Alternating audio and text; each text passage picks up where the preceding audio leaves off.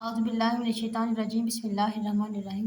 अस्सलाम वालेकुम dear students, उम्मीद करते हैं कि आप सब खैर वाफ़ियत से होंगे। ये स्टूडेंट्स, जैसा कि आप जानते हैं कि हमारी जो डिस्कशन है वो philosophy according to PU outline पर जारी है। इससे पहले लेक्चर में मैंने आपको यूटिलिटेरियनिज़्म के बारे में बताया था।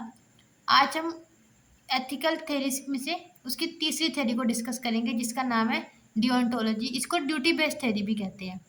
अब डिओन्टोलॉजी जो है वो क्या कहती है? डिओन्टोलॉजी का मेन आइडिया ये है कि डिओन्टोलॉजी कहती है कि वही एक्शन, मतलब यूटिलिटेरियनिज्म कहती थी कि वो एक्शन मॉरली गुड है जिसके कॉन्सिक्वेंसेस गुड है, लेकिन यूटिलिटेरियनिज्म क्या, ये डिओन्टोलॉजी कहती है कि वो एक्शन मॉरली गुड है जिसके पीछे गुड विल है। आप किसी एक्शन को परफॉर्म कर रहे हैं, चाहे वो गलत नतीजा आ रहा है लेकिन आपकी विल ठीक है, तो वो क्या एक्शन है, मॉरली राइट है। तो आइए हम आगे इसको डिस्कस करते हैं। The German philosopher Immanuel Kant developed one of the alternative to consequences based। उसने अल्टरनेटिव किसके दिया है? consequences based पे उसने इनको निगलेक्ट किया, इनको रिजेक्ट करके उसने एक नया अल्टरनेटिव दिया है एट बेस ऑफ गुडविल।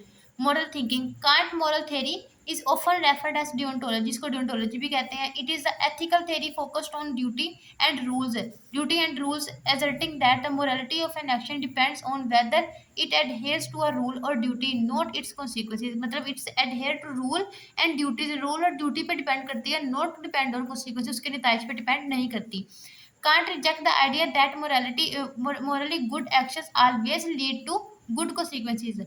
अब कांट की ये बात तो बिल्कुल ठीक है कि मोरली, अब देखिए आप एक एक्शन को ठीक करना, आप बिल्कुल उसको ठीक प्रूव कर रहे हैं, लेकिन उसका रिजल्ट क्या आता है? वो रोंग आता है, वो रिजल्ट ठीक नहीं आता, तो आप ये तो नहीं कह सकते कि वो एक्शन मोरली रोंग है। तो कांट कांट ये कहता है कि कोई भी एक्शन है, हम किसी भी reject the idea that morality of good actions always lead to good consequences. मतलब ऑलवेज गुड कॉन्सिक्वेंसेज पे डिपेंड नहीं करती, कभी कभी ऐसा भी होता है कि आप एक्शन सही परफॉर्म कर रहे हैं तो उसके कॉन्सिक्वेंसेज रॉन्ग आते हैं। According to him consequences can not explain why our actions are morally good और bad.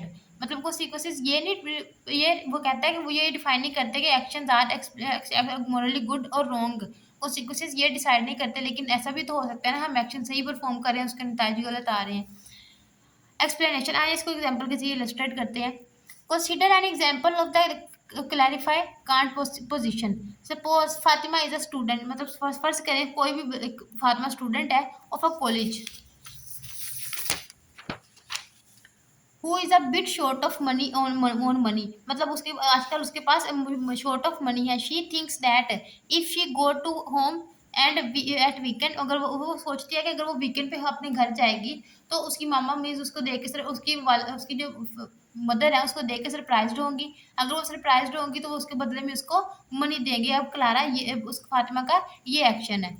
Surprise her mother with unannounced visit. She is sure that her mother will give her some money। वो sure है इस बारे में कि अगर वो surprise देगी तो उसको उसके बदले बदले में मनी मिलेगी। She start her journey from college to from her mother's house। Her mother is happy to see her and gave him money। It is realized that consequences of Fatma's action is good, but her motive was selfish। अब students को understand करें इसमें वो क्या कहना चाह रहा है। अब देखें फातिमा ने क्या किया, फातिमा ने एक सेल्फिश एक्शन परफॉर्म किया। वो अपनी अपनी मदर से मिलने, या फिर वो इसलिए नहीं गई थी कि वो उनसे उदास है, वो बल्कि इसलिए गई है कि उसको मनी चाहिए थी। वो उसको ये बात श्योरिटी थी कि उसकी अम्मी उसको मनी देगी अगर वो घर में विजिट करेगी तो इसका मतलब क्या हुआ, देखें उसके कॉन्सिक्वेंसेस क्या आए हैं, कॉन्सिक्वेंसेस गुड आए हैं, लेकिन उसका एक्शन क्या था मोरली, मतलब वो सेल्फिश था, वो एक्शन ठीक नहीं था। अब यूटिलिटेरियनिज्म तो कहती है कि मोरली गुड कॉन्सिक्वेंसेज अगर आएंगे तो वो गुड एक्शन होगा, लेकिन कांट कहता है वही एक्शन गुड कंसीडर होगा जिसके पीछे गुड मोटिव होगा। मतलब उसका मोटिवेशन उसकी ठीक होगी, चाहे वो एक्शन का रिजल्ट रॉन्ग भी आ रहा है तो चलेगा, लेकिन उसका मोटिव क्या होना चाहिए, वो राइट होना चाहिए। Kant would argue that all of these positive consequences do not make Fatima's decision to visit her mother a morally praiseworthy action। Kant suggests that moral judgment must focus on the motive behind our action। moral judgment किस पे depend करती है, हमारे action में motive पे depend करती है कि हमारा हम किसी काम को कर रहे हैं, हमारा उसके अंदर क्या मोटिव है। अगर हमारा मोटिव अच्छा है तो एक्शन भी अच्छा है, लेकिन अगर मोटिव गलत है लेकिन उसका कॉन्सिक्वेंसेस ठीक आ रहे हैं तो भी एक्शन क्या है, मोरली रॉन्ग है। इट इज मोटिव और will that determines whether our actions are morally good और बैड। ये कौन डिसाइड करता है कि हमारी जो मोटिव, हमारी जो विल है किसी काम को करने के लिए, वो डिसाइड करती है कि हमारे एक्शंस मोरली गुड है कि राइट है। अगर तो आपका मोटिव ठीक है लेकिन आपका रिजल्ट ठीक नहीं आ रहा तो आपका एक्शन गुड है। अगर रिजल्ट ठीक नहीं भी आ रहा, कांट कहता है आपका एक्शन गुड है अकॉर्डिंग टू डियोंटोलॉजी। लेकिन अगर आपका मोटिव गलत है, आपके कॉन्सिक्वेंसेस ठीक आ रहे हैं, आपके रिजल्ट्स ठीक आ रहे हैं, तो कांट कहता है वो आपका एक्शन मोरली रोंग है। स्टूडेंट्स, आपने इन थेरीज को मिक्स नहीं करना। हर थेरी की अपनी वैल्यू, हर थेरी अपना मोटिव बयान कर रही है।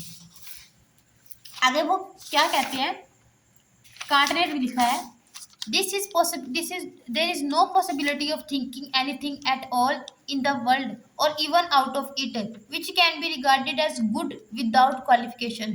कांट कहता है कि पूरे यूनिवर्स में ऐसी कोई भी थिंकिंग, ऐसी कोई भी चीज नहीं है कि आप उसके बारे में सोचें कि वो मोरली गुड है expect qualification. Without qualification mean, qualification का क्या मतलब है, विदाउट प्रूफ, विदाउट किसके ऊपर कोई टेस्टेबल नहीं है, विदाउट क्वालिफिकेशन, आप उसके बारे में कोई नॉलेज नहीं है, एक्सेप्ट अ गुड विल। लेकिन जो गुड विल है वो हमेशा आपके राइट कंसिडर की जाएगी। कांट का ये कहना है। Students, there are two types of actions. There are दो तरह के एक्शंस होते हैं, एक तो होते हैं ऑटोनोमस एक्शन, दूसरे होते हैं हेटेरोनोमस एक्शन। ऑटोनोमस एक्शंस ऐसे एक्शंस होते हैं, autonomous actions are essential ingredients in having a good will। A good will cannot be forced or persuaded to do something। अब देखिए, जो ऑटोनोमस एक्शंस होते हैं उनके ऊपर जबरदस्ती उनको नहीं मनवाया जा सकता, वो ऑटोमेटिकली एक इंसान परफॉर्म करता है, अपनी मर्जी से करता है, वो किसी को मतलब किसी को फोर्स नहीं करता कि आपने ये परफॉर्म करना है।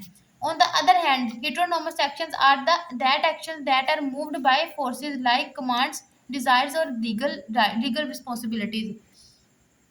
Consider a person who believes that stealing is instinctively wrong would not be motivated to steal even when no police are around।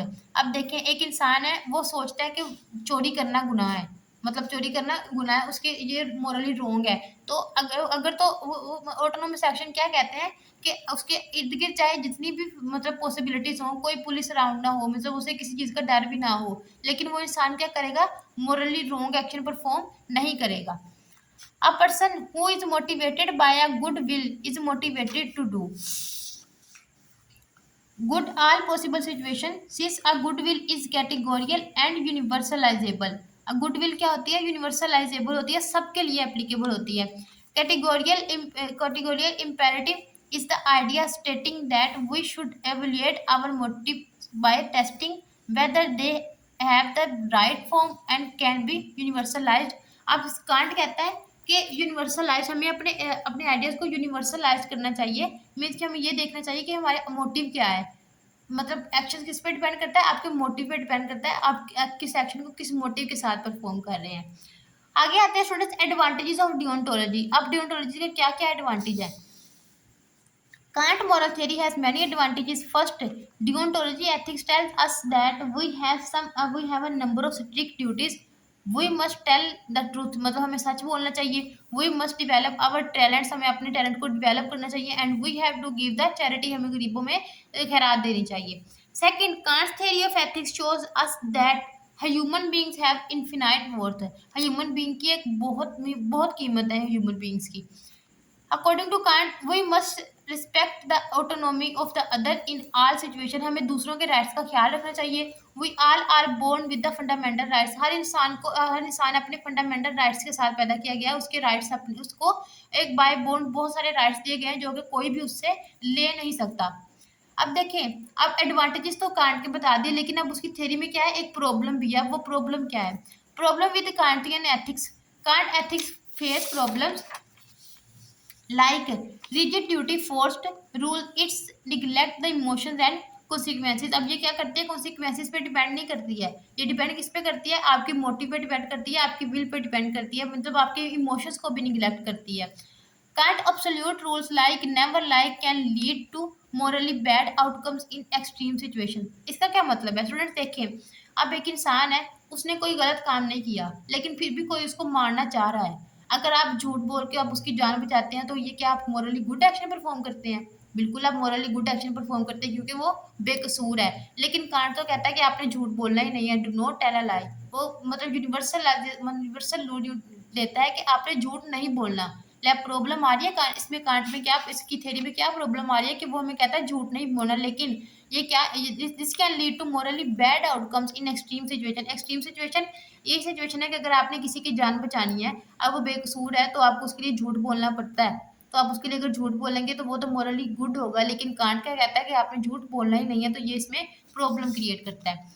The theory primarily applies to rational agent offering no direct moral duties to non rational beings like animal. This मतलब अब ये जो can't की theory है ये सिर्फ इंसानों पे अप्लाई की जाती है, rational non rational means animals पे ये एप्लीकेबल नहीं है। आई होप स्टूडेंट्स आप लोग डिओन्टोलॉजी को अंडरस्टैंड कर चुके होंगे। अगर आपको फिर भी समझ नहीं आया तो आप कमेंट बॉक्स में मुझसे पूछ सकते हैं। इंशाल्लाह नेक्स्ट लेक्चर में हम इसकी लास्ट थ्योरी को डिस्कस करेंगे, फिर हमारा ये चैप्टर इंशाल्लाह कवर हो जाएगा। इंशाल्लाह नेक्स्ट लेक्चर में आपसे मुलाकात होगी, तब तक के लिए अल्लाह हाफिज़।